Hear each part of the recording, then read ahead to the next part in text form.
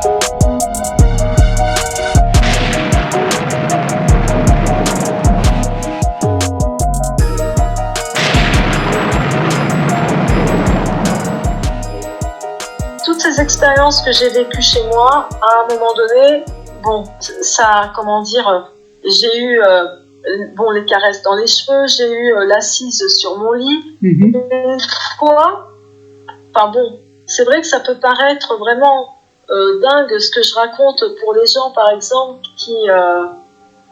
pour qui c'est complètement,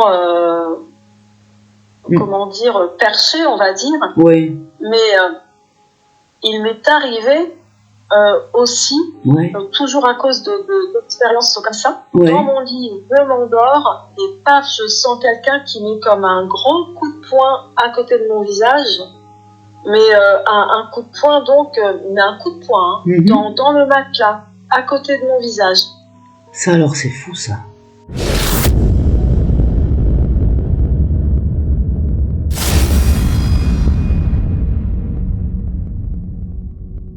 Là, par contre, j'ai eu peur aussi. J'ai allumé la lumière et je me suis dit, qu'est-ce que j'ai fait, quoi. J'ai fait quelque chose qu'il ne fallait pas. J'ai dit quelque chose qu'il ne fallait pas. Et ça ne s'est pas reproduit. Peut-être c'était une personne qui voulait se montrer et que vous ne voyez pas. Donc, il s'est un petit peu énervé, après il est parti. Ah ouais, c'est possible aussi que ce soit ce genre de choses. Et ce qui a été quand même assez... étrange, c'était pas en lien avec ce fameux coup de poing à côté de mon nez qui m'a fait vraiment peur, mais enfin bon. Mais une fois, j'étais encore toujours dans mon lit et encore après ce genre d'expérience, donc je vais me coucher.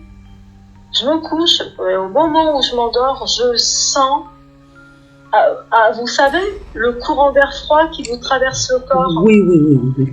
Le courant d'air, le vent glacial, c'est même pas un vent, c'est un air glacial. C'est l'atmosphère qui devient glaciale, c'est bizarre. Oui. Et là, je me suis dit, on m'a traversé le corps. Ah oui. Là, je me suis dit, ça s'est pas reproduit dans la nuit. Et je me suis dit, on m'a traversé le corps, j'ai pas rêvé. On m'a traversé le corps. Mais oui. Incroyable. Eh oui, mais ils viennent vous voir, c'est normal, parce que vous êtes en communication toute la journée avec votre travail. Et quelque part, c'est obligé qu'ils passent par chez vous. Maintenant, peut-être c'est pour vous faire un petit coucou, après ils s'en vont. Ils vont pas rester là, je pense pas. Mais des fois, s'ils restent chez vous, c'est qu'ils ont besoin de prière, Béatrice. Oui, alors pour ça, je suis une adepte des neuvaines aussi. Oui. Donc des neuvaines, celles qui purifient, celles qui chassent le mal, je suis une adepte là-dessus, donc Voilà, ça peut les aider. Vous allumez une bougie pour eux, quoi. Ouais, voilà. Absolument. Ah ouais, c'est ce que je fais. Ouais, je fais vraiment au mieux. Mais là maintenant, depuis que j'ai mon local, c'est clair que vraiment ça va mieux. Tant mieux, tant mieux. Et à la maison, Ouais. il se passe plus rien. Alors quand vous rentrez maintenant, tout va bien. Bah, en fait, des fois j'ai pas. Disons qu'il ne se passe plus rien, mais j'ai rarement la sensation d'être seule. C'est quand même un truc de dingue. Et ouais. Mais comment dire, c'est comme une observation qui se passe toujours un peu loin de moi ou dans mon dos. Ou il y a quand même cette sensation je suis pas vraiment seule. Présence, Là, de présence. Ouais. Ah ouais. Non, mais je Ça, vous crois. c'est- Je vous crois. Hein. Ah, mais je vous crois, hein, parce que quand on sent les présences, quand même, c'est qu'il y a quelque chose. Pourquoi l'inventer? Pourquoi l'inventer? Voilà. Et surtout, c'est une perception vraiment sensorielle que vous avez là. Oui, absolument. Ouais. Donc, c'est naturel, quoi. Oui.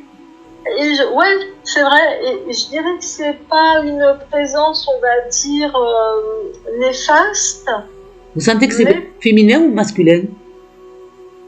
Moi, je dirais féminin. Ah. Quelqu'un de votre famille, peut-être?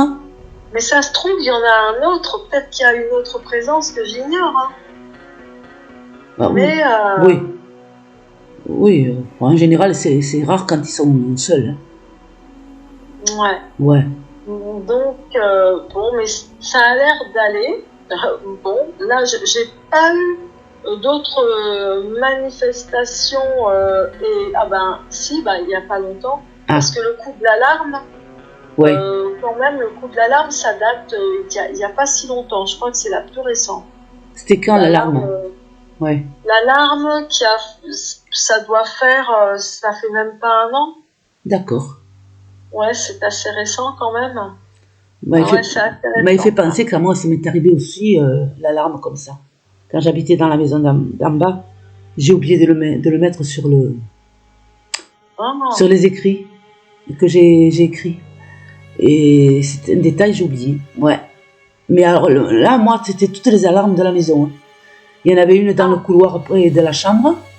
Ça a commencé par celle-là, elle s'est mise dans la nuit, hein, carrément, en pleine dans la nuit. Mais alors ça fait un bruit. On a été obligé d'enlever la pile pour l'arrêter, on n'y arrivait pas. Et puis quand on a enlevé, écoutez bien, quand on a enlevé la pile de celui-ci, c'est celui de la salle à manger, à plusieurs mètres plus loin, qui s'est mis en route. On a couru encore, on est monté sur une chaise, on a enlevé la pile, et ensuite, aussitôt qu'on enlève celle-là, c'est celle d'en haut, du premier étage qui s'est mise à sonner. Toutes en même temps, le même soir. D'accord. Et ça, j'avais oublié de le noter. Mais c'est vrai que ça nous a glacé le sang. Hein. Parce que il faut ou de la fumée, ou une présence, ou alors qu'on était couché, quoi. Et oui, voilà, c'est ça. Et en plus de ça, elles sont mises en hauteur. Oui. Alors, c'est pas possible. Enfin, bon. Ouais. C'est étrange. C'est curieux, ça. C'est pour ça que, pour l'histoire de l'alarme, là, franchement, je vous crois, parce que ça m'est arrivé, quoi. Ça, c'est affolant, hein. Ouais. Ah oui, ça fait peur, ça surprend quand même. C'est Moi, je sais que j'ai eu les poils qui se sont redressés, je peux vous le dire. Hein. Mais qu'est-ce qui se passe ici? Ils nous les avaient installés il y avait peu de temps, mais ça n'avait jamais sonné. Sur 2-3 mois d'affilée, il ne s'était jamais rien passé. Puis là, d'un coup, et puis alors, les trois qui s'allument tout ensemble. Ah, c'est... Après l'une, c'était l'autre, comme si on était obligé d'aller vite les enlever, quoi. D'ailleurs, on a enlevé les piles, on ne les a jamais remises. On les a jamais remises. Non, c'était pas possible. C'était strident comme un bruit, comment on appelle, un signal sonore très, très, très strident, quoi. Ça fait mal aux oreilles. Ouais. Ah ouais, non, mais c'est clair que ça surprend, c'est fort. Ça, c'est une manifestation, ça, c'est sûr. Hein. Ah oui. Ouais, carrément. Ça, c'est certain. Ouais. Ça, c'est certain. Mais c'est vrai que il y a beaucoup de choses quand même dans le paranormal ou dans tout ce qui peut être ésotérique. Il y a quand même des choses qui peuvent être surprenantes. Oui. Et je pense que moi, je crois fermement, mais depuis toujours, je crois fermement à une vie après la mort. Ah, moi aussi. Oui.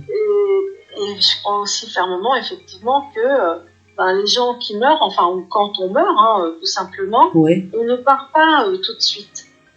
On ne part pas tout de suite. Je pense qu'on doit errer quand même quelque temps ou être en mode d'observation un peu des autres. Oui. Et par exemple aussi pour d'autres, des esprits ou qui viennent de mourir ou qui sont morts peut-être un peu plus longtemps, peut-être 6 mois ou au bout d'1 an. Oui. Peut-être qu'ils doivent avoir vraiment du mal à, puisqu'ils n'ont plus de corps, ils doivent avoir du mal ou utiliser énormément d'énergie pour faire tomber quelque chose ou se faire montrer, se faire voir. C'est comme nous, quand on apprend à marcher comme il est au monde, bien eux de l'autre côté c'est pareil, ils apprennent aussi à leur nouvelle vie. Oui. Donc ils apprennent à toucher, ils apprennent à voir, ils apprennent peut-être à faire des choses que... mais comme il n'y a pas la matière, ils sont obligés de se servir uniquement de leur esprit. Avec la pensée, avec la pensée. La pensée dans l'esprit, je ne sais pas exactement comment ça se passe, évidemment. Mais je pense qu'ils apprennent comme nous à vivre dans l'autre vie. Oui. Alors, les débuts, je ne pense pas que ce soit très inquiétant. Ils finissent par s'y faire. Oui. On finira tous par s'y faire, de toute façon. Mais c'est vrai, quand vous dites... moi, je pense qu'on s'arrête sur un palier ou en attente de monter plus loin. Oui, je pense aussi, En attente, en attente. Ouais, je pense. Et il y a aussi, je voulais, si on a le temps, rendre aussi un témoignage d'une autre histoire. Allez-y, oui. Alors, qui est, je pense qu'on peut la qualifier de paranormale. Oui. C'est un rêve, en fait. D'accord. Que j'ai fait, mais on va dire que c'est un rêve où j'ai communiqué avec ma mère qui est vivante, qui est encore vivante d'ailleurs. Oui. Mais ça a été très étrange, je vous explique. Je pense qu'il y a eu de la communication télépathique alors que ça faisait longtemps. Alors si vous voulez, ma mère et moi, on a des contacts, mais on peut pas dire qu'on est super proches. Et puis géographiquement, on est loin. D'accord. Bon. Elle est à Lyon, je suis à Orléans, on a des nouvelles. Je peux pas dire que ça pourrait choquer quelques personnes, mais franchement, on n'a pas tant de nouvelles l'une de l'autre que ça. Bon, voilà. Oui. Ça va être pour les anniversaires, pour les fêtes, pour des trucs comme ça, honnêtement. Mais bon, toujours est-il qu'un jour, donc je fais un rêve, et dans mon rêve, je vois ma mère dans un hôpital. Et elle était elle était habillée avec les chemises de nuit d'hôpitaux, là, qu'on fournit comme ça aux malades. Oui. Et sauf que là, ma mère, je la voyais dans un couloir d'hôpital en pleine nuit, c'est-à-dire qu'il était juste éclairé par les lumières de secours. D'accord. Et je la voyais qui frôlait les murs, elle avait peur, elle n'était pas bien. Et je vois qu'elle-même croise des spectres dans cet hôpital. Et donc, je constate qu'elle a même encore de plus en plus peur, qu'elle est vraiment pas bien, elle est très mal à l'aise, etc. Et à un moment donné, elle passe dans le couloir, il y avait comme un miroir, et au moment où elle passe devant ce miroir, je comprends dans le rêve que je suis dans son corps. Et donc, c'est-à-dire que quand elle se regarde dans le miroir, c'est moi, en fait, je sais pas si... Qu'elle voit. C'est moi que je vois. Je me dis, bon sang, je suis en elle. Il y a un truc comme ça. Je me dis, c'est pas possible. J'ai incarné son corps. En gros. Vous avez eu une communication, là. Une communication télépathique et spirituelle. incroyable. Oui. Le truc incroyable. Et donc, je suis quand même inquiète. Et donc, je me réveille. Et puis, le lendemain, je l'appelle. Et je lui dis, alors, comment tu vas? Et ma mère et moi, entre elle et moi, c'est très pudique en plus. Hein. Donc, je lui dis, ça va, hein, la santé? Elle me dit, oh oui, elle me dit, j'ai été à l'hôpital il n'y a pas très longtemps. Oh là là. Et elle me dit, tu me connais, je déteste les hôpitaux. J'étais pas bien du tout, j'étais vraiment malade, j'étais pas bien, mais enfin, même le fait d'être restée à l'hôpital, elle m'a dit, j'étais vraiment pas bien, j'aime pas. Elle aime pas. Pour elle, l'hôpital, c'est pas synonyme de guérison, c'est synonyme de mort. Donc, c'est la morgue. Hein. Pour ma mère, l'hôpital, c'est directement la morgue, en fait. Aïe. Et donc, je lui ai dit, et t'aurais pas un peu pensé à moi par hasard? Elle me dit oui. Elle me dit oui, si, parce qu'elle pensait en fait qu'elle allait mourir, quoi, là-bas. Ah, peu cher. Et oui. Je pense, ouais, voilà. Et donc, et c'est incroyable, hein. Et là, je me suis livrée à elle. Et je lui ai dit, mais voilà ce que j'ai rêvé. Je t'ai vu comme ça. Enfin, voilà, je lui ai tout raconté. Et c'est tout ça pour dire que c'était complètement inattendu, quoi. C'est ça. C'est venu comme ça. Oui, non, vous avez vraiment, réellement communiqué avec l'esprit. Ah oui, carrément. Ah, mais carrément. Ouais. Puisque le lendemain, justement, elle vous a raconté qu'elle a été à l'hôpital et tout. Non, c'est vraiment une communication réelle. Ah oui, c'est dingue. C'est comme les rêves. Elle a peur de mourir.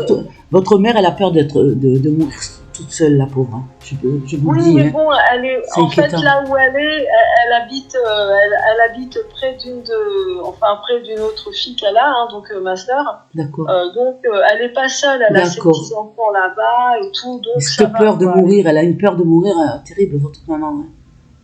Ben oui, et c'est vrai. Et elle me disait souvent, jamais j'aurais cru, parce qu'elle a quel âge maintenant? Elle a 83 ans. Et elle me disait, jamais j'aurais cru vivre aussi longtemps. Et elle se demande à chaque fois quand est-ce qu'elle va trépasser, quoi. Oh ben ça, c'est pas nous qui pouvons le dire, hein. Oui. Ouais, voilà. Donc c'est curieux, quoi.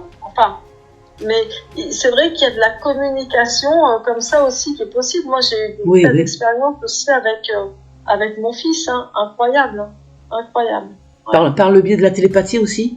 Oui, sans faire exprès, la télépathie par le rêve. Mais vraiment, des trucs, c'était quelque chose, quoi. Avec votre fils? Ouais, avec mon fils. Ouais. C'est juste un exemple qui a été assez étrange. Donc, il était dans sa chambre, évidemment, moi dans la mienne. On passe la nuit. Le lendemain matin, je me réveille, je vais le voir. Et puis, on discute pendant le petit déjeuner. J'ai fait un drôle de rêve. Il me dit, ouais, tiens, moi aussi. Je dis, d'accord. Je dis, je vais te raconter d'abord le mien. Et donc, je lui explique. Je dis, tu vois, je dis, j'avais ton petit copain, là, je sais plus comment il s'appelait, son copain, je sais pas, je vais dire, je ne sais rien, on va dire... Franck. J'avais ton petit copain Franck dans le rêve. Je dis, il était face à moi. Je dis, mais je le voyais avec tes yeux à toi. Et je dis, il était face à moi en train de te proposer de l'argent. J'ai dit, il te proposait des billets. Il me dit, d'accord. Je dis, il te proposait des billets pour quelque chose de pas très correct. Ouais. Et là, et je dis vraiment le visage de son copain, parce que je sais même pas si je lui avais sorti le prénom en réalité de ce gamin que je voyais, mais je lui ai dit voilà sa couleur de peau, je dis voilà comment il est, je dis voilà comment il est, je dis il est comme ça. Ouais. Il me dit ouais d'accord, et puis là il me dit le prénom du gamin, je dis ok, et je dis vas-y, je dis là le rêve il s'arrête, je dis et toi alors c'est quoi? Il me dit moi. Il me dit, j'étais dans une cave avec des appareils, des appareils genre télévision, je sais pas, moi j'allais dire tourne-disque, là c'est pas tourne-disque, mais des trucs, des chaînes stéréo, des machins, enfin plein de choses comme ça. Et il me dit, j'avais une batte de baseball dans les mains, et plus je cassais les appareils, plus la tentation s'éloignait. Je dis donc on est d'accord. Je dis on me propose de faire du recel. Ah, voilà. Et il me dit oui. Je dis ben voilà, je dis donc là tu vois, je dis je suis au courant. Je dis alors méfie-toi et je dis ton copain tu peux l'avertir aussi. Ah ouais, il faut pas qu'il le fréquente celui-là. Hein. Et donc bon maintenant ça fait longtemps oui. Et puis finalement bon ça s'est pas produit et Dieu merci. Heureusement. Mais donc il y a vraiment eu des choses comme ça. Je me souviens aussi, et vous me dites, hein, Josiane, si je suis trop longue. Hein. Non, mais allez-y encore un peu, oui. Allez-y encore un peu. En fait, je me souviens, j'ai perdu un beau-frère, donc un des maris de ma sœur qui est décédé. Et il m'aimait bien, enfin, il aimait tout le monde, hein. Ma sœur, les enfants, enfin, et puis moi, etc. Et donc, à l'époque, je devais déjà avoir, je crois, 40 ans à peu près, quand il est mort. Et c'était un matin, j'étais encore dans mon lit, j'étais en train de me réveiller, et je sens un bisou sur mon front. Mais vraiment, un bisou sur mon front. D'accord. Mais vraiment, c'est-à-dire je sens la bouche, vous sentez hein. Vous avez senti une bouche? Oui. Mais vraiment sur mon front. D'accord. Et là, alors je savais que mon beau-frère était très malade et que tôt ou tard ou dans les jours qui arrivaient, il allait mourir. Il n'y avait plus rien à faire c'était trop tard pour le soigner, enfin bon, voilà. Un quart d'heure après, je reçois un message de ma nièce qui me dit ça y est, Joe nous a quittés. Oh là là, il est venu vous dire au revoir. Oh là là. Un quart d'heure après. Eh oui. Et donc j'y crois énormément moi. Ça voilà, il y a des défunts dès qu'ils meurent, oui, ils viennent vous faire un signe, ils viennent vous dire au revoir, enfin, ils viennent faire quelque chose. Vraiment. Pour rejoindre un peu tout ce qui est paranormal ou même la télépathie ou ce genre de choses, moi je suis convaincue que même les plus cartésiens, ils ont une intuition, sauf qu'ils vont pas aller la développer ou ne pas vouloir voir ou entendre certaines choses aussi autour d'eux, quoi. Par peur peut-être? Oui. Ils ont la peur, la crainte. Ouais. Par peur et quelquefois aller savoir peut-être par peur du ridicule. Aussi, oui. Mais mais c'est vrai que des rêves comme ça, ou des visites de défunts en pleine nuit ou même dans les rêves, j'en ai déjà fait. Moi, j'ai fait ma généalogie en ligne directe, je suis remontée jusqu'en 1750. Ah ouais. Et je me souviendrai toujours, quand j'étais en train de faire ma généalogie, je m'endormais et je rêvais. Et une fois, je me souviens que j'étais comme dans une cave avec des archives généalogiques.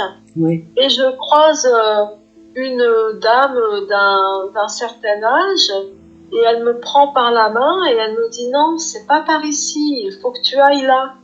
Et au moment où ce rêve très intense, comme s'il était réel, au moment où, j'entends ça, ce qu'elle vient de me dire, je sens une main qui caresse la mienne, mais pour de vrai. J'étais dans mon lit, je sens une main qui caresse la mienne, et c'était la main de cette dame. Je sais pas comment expliquer. Oui, je comprends. Ben oui, vous avez compris que c'était elle. Oh oui. Eh ben oui. Et c'était elle, en fait, qui était en train de me caresser la main pour me soulager peut-être des recherches que j'allais encore devoir faire. Mais je sais pas, ou c'était peut-être une ancêtre. C'est quelqu'un qui vous disait continue, c'est bien, continue, c'est bien. Quelqu'un qui était à vos côtés, hein. Ouais. Ah oui, quelqu'un qui était à vos côtés et qui regardait ce que vous faisiez à ce moment-là. Ouais. Oui. Et qui aimait ce que vous faisiez. Justement, ça, certainement une ancêtre, hein. Ça, oui. Oui. Ouais. Ah oui, je pense. Et elle était très très douce dans sa façon de parler et tout. Elle était rassurante. Ah, vous l'avez entendu parler là? J'ai pas compris. Oui. oui, elle m'avait parlé dans le rêve. Ah oui, dans le rêve. Elle était très rassurante, elle était très douce. D'accord, ben oui, voilà. Ouais. Et alors, en vrai, vous avez senti sa main vous caresser la vôtre? Ah oui, ah oui, ah oui, oui, parce que ça m'a interpellée. Vu que j'étais toute seule dans mon lit, je me suis dit, mais qui me caresse la main, quoi. Donc ça m'a réveillée et j'ai constaté que c'était pas moi, hein. D'ailleurs, oui. Certains auditeurs pourraient penser que c'était moi qui étais en train de rêver et me caresser la main, moi-même. Mais non, c'était la main d'une autre personne avec une texture de peau d'ailleurs différente de la mienne. C'était, ouais. Oui. Ah ben, vous voyez. Ouais, donc, vous en arrivera d'autres, hein, ça c'est sûr. Hein. Oui. Vous en arrivera d'autres, hein, c'est pas fini hein, pour vous. Hein. Ouais, je pense, ouais. Mais toujours tout dans le... à réfléchir quand même que c'est toujours positif dans le sens où il y a une évolution à comprendre. Ouais. Il y a une évolution spirituelle de votre côté à comprendre. On vous a pas donné ce don pour rien. Ouais, c'est vrai que je devrais me pencher là-dessus parce que je ne me suis jamais posé la question. Ben, vous devriez vous la poser parce qu'on vous a pas donné ce don pour des prunes, comme on dit. Ouais, il faudrait que je me penche là-dessus. Merci Josia, parce que c'est vrai que j'ai jamais pensé. Parce que c'est vrai que vous faites votre job, ça devient une habitude, mais pensez aussi à vous, de savoir pourquoi vous avez ce don, qu'est-ce que voilà, pourquoi vous avez ce don. On vous l'a donné, c'est bien, mais il y a autre chose à comprendre là-dessous. Ouais.